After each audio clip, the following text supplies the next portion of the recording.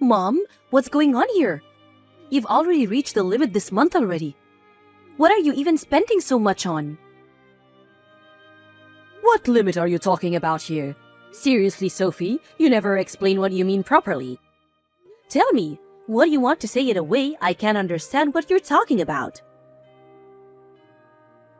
I'm talking about the credit card spending limit. That should be obvious. Why did you spend so much this month? Oh, is that really what you meant? You could have just said that straight away. There was just a little something that I needed to buy, so I used the card. And what is that little something?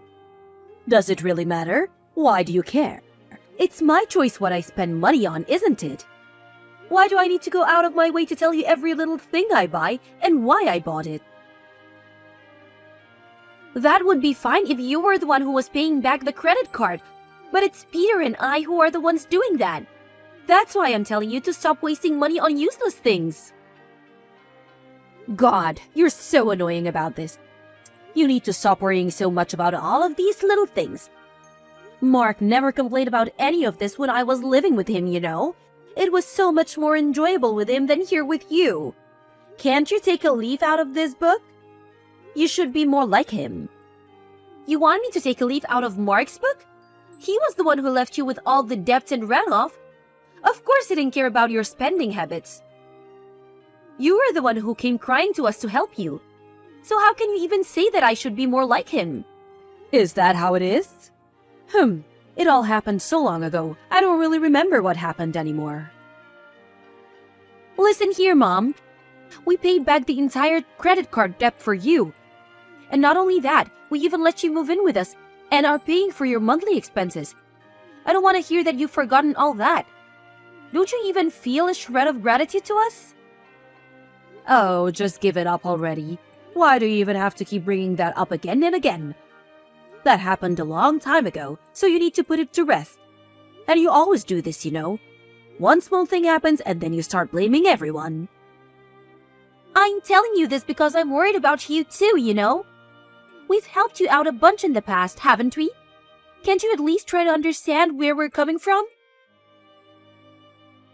Oh yeah, thank you so much.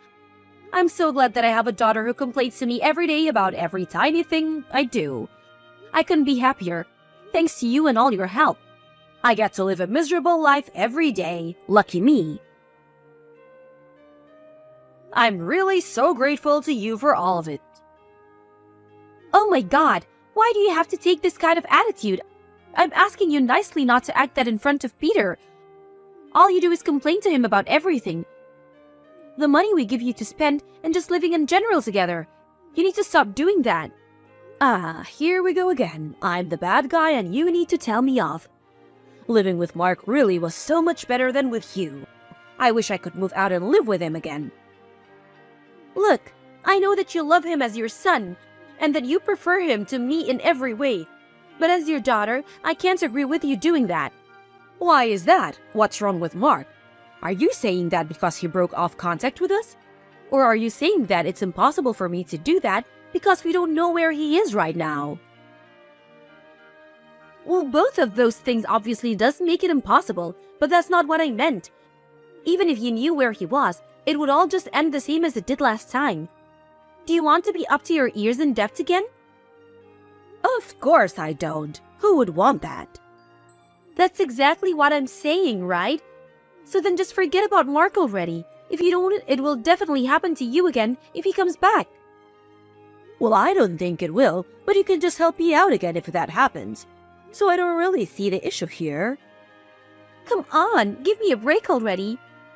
You might be my mom, but there's a limit to everything. Being thankful to you for raising me isn't going to last forever, you know? Those feelings aren't limitless. Yeah, whatever. You always say that, but always end up helping me anyway. I know you, and I know you wouldn't leave me out to dry. You love me and will always look after me. Are you really sure about that? Because I wouldn't.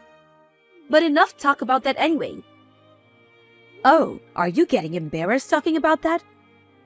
You know you have never been one to really listen to me, ever since you were a kid. But still, that's a thing about you that I think is almost cute. That's not important right now.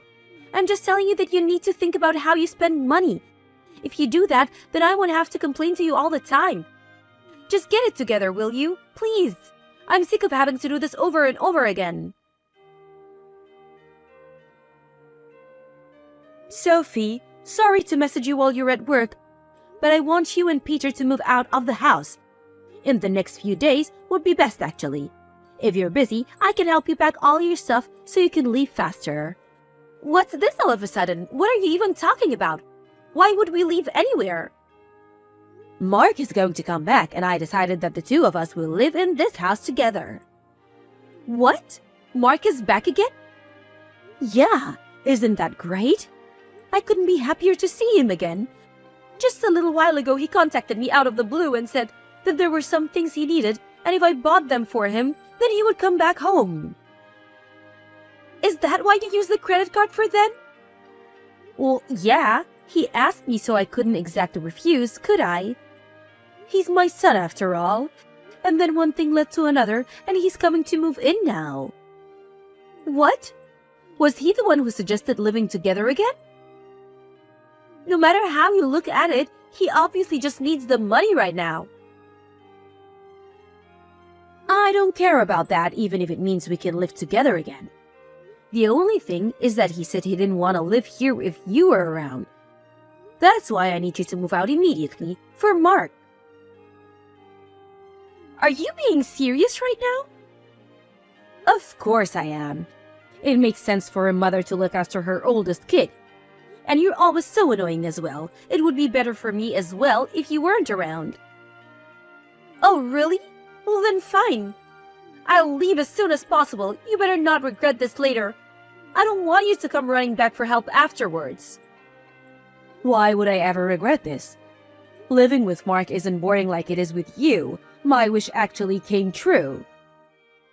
I'll say this just once. I don't agree with what you're doing.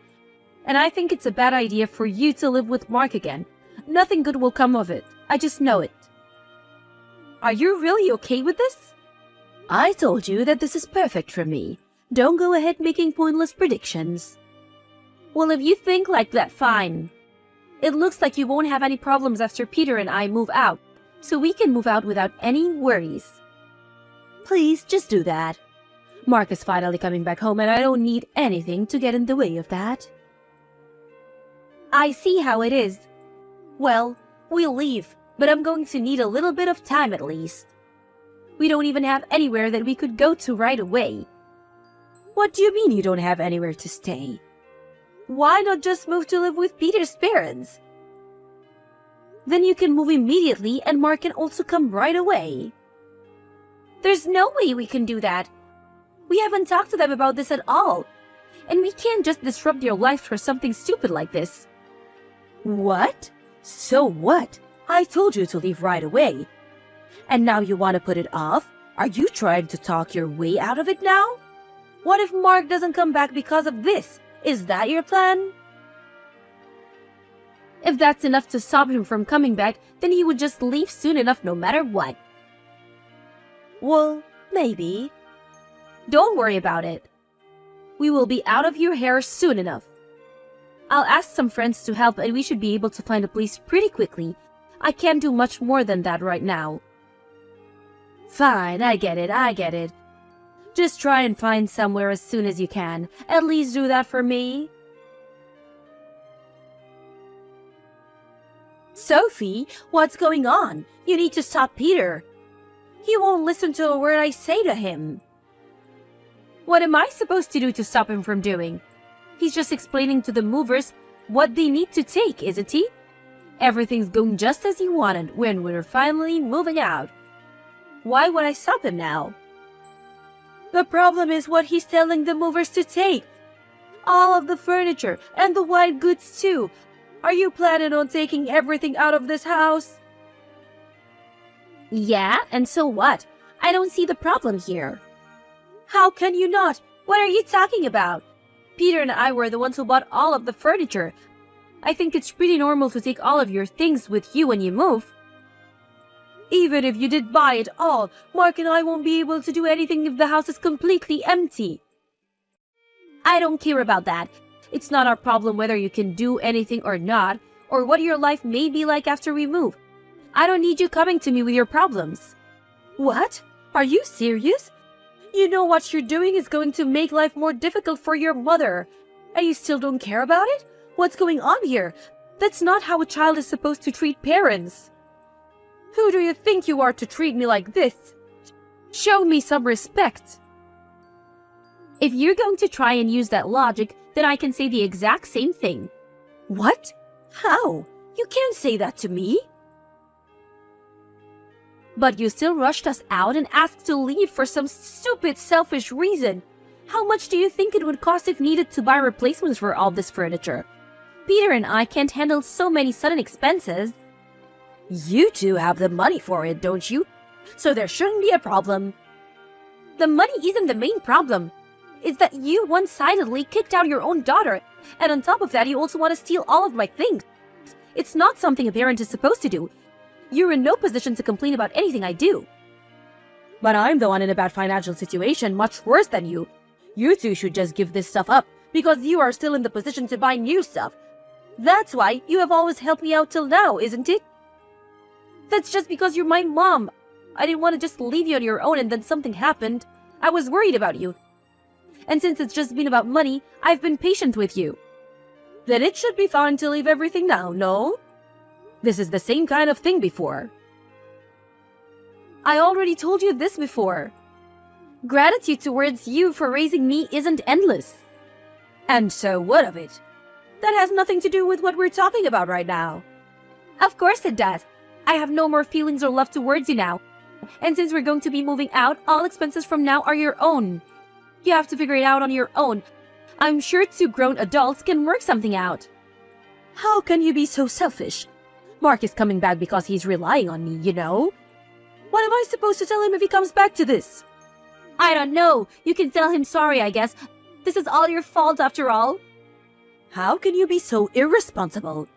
Because I'm your daughter, that's why. And I don't have any responsibility for you and Mark. It's your fault if he comes here and gets angry. Are you okay with that? I don't care what a person who I will never see again has to say to me. Anyway, good luck. Make sure you don't complain and try to work it out on your own. It's your house now, so the two of you deal with it. Good luck living together. Mom, I keep getting a whole load of calls from an unknown number. Is this Mark's doing? That's because he won't answer your phone. Mark is absolutely wild with rage right now. And why is that? It seems like he racked up a lot of debt again while he was off by himself. And he came home because of his financial situation. But then he had to come back to a situation that is almost as bad as his. He's freaking out not knowing what to do. I knew that this would be the case. I just knew that he would be in debt again. He really never learns his lessons. Why are you talking to him as though it doesn't matter to you?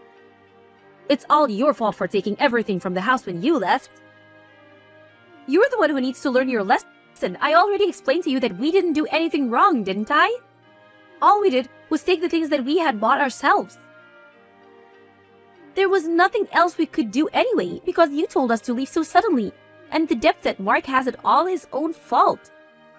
Everything is the fault of you two, don't you think?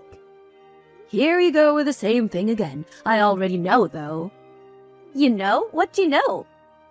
That you will end up helping me again this time, too. You said yourself that you didn't agree with leaving in the first place. So you'll come back, won't you? What kind of dumb joke is this? You were the one who kicked us out in the first place, and now you think we will just come running back? Why would we do that? Because your mom is in trouble and needs your help. You're not going to just leave me like this. I know I raised a good kid. You wouldn't do something like that, would you? You really are incredibly naive. You might be my mom, but it's pathetic to see. Well, you helped me out last time, right? So it makes sense that you would help me this time as well. This is a completely different situation to before. Let me tell you this clearly so that you understand. I have run out of love and feelings for you. I'm not going to help you this time or anymore at all. It would be wrong of a child to abandon her mom in a state like this. And you're a smart girl, so you do understand that. So you know what you should do, don't you? Between helping you last time and you kicking me out of the house afterwards, I have no more duty towards you as my mom. It's all been used up. You need to understand that I just give up asking me already.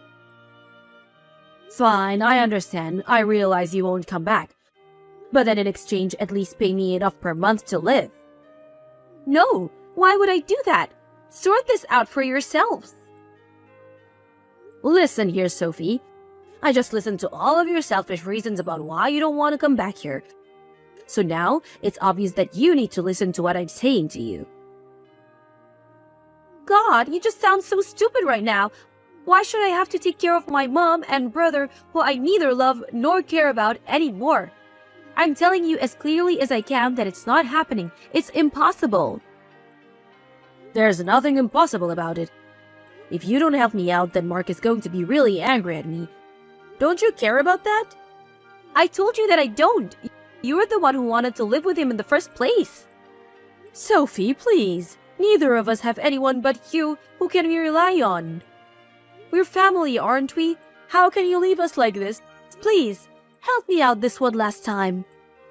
If you have time to beg me for the same thing over and over again, then use that time to do something on your own. If living with him becomes as boring as you thought it was living with me, then there's no point of any of this for you, is there? I don't plan on interfering with your lifestyles at all. Have fun, you two. Your favorite son has come back to you, so there's no need for your annoying daughter anymore, right? After I sent my mom that last message, I blocked her number and never messaged her again. In the end, her and Mark were not able to do anything to fix their financial situation and had to sell the house. They were able to somehow survive for a little while with the money that they got from the sale of the property, but because of the debt repayments that Mark was saddled with, that money didn't last too long either. Mom had to get a job again, despite her old age, and even Mark found some part-time job and worked day and night. Even now, he's still having to pay off his debt and interest payments and will probably have to keep doing so for the foreseeable future. Conversely, since Peter and I were able to get away from the two of them, and we no longer have to pay for Mom's expenses, we have actually been able to save a lot more money than before. When my mom was still living with us and we were struggling to save up money, Peter and I almost given up on being able to have a child for a long time, since we wouldn't have the means to support one. But now that we have some breathing room, we were finally able to start thinking about beginning a family again. And then, after a while, being just the two of us, we finally said hello to the beautiful baby girl that we brought into this world. Now, my husband, my newborn daughter, and I are living very happily together. When she grows up, the way my mom and brother did things will serve as good cautionary tale for her as soon as she's old enough to understand it.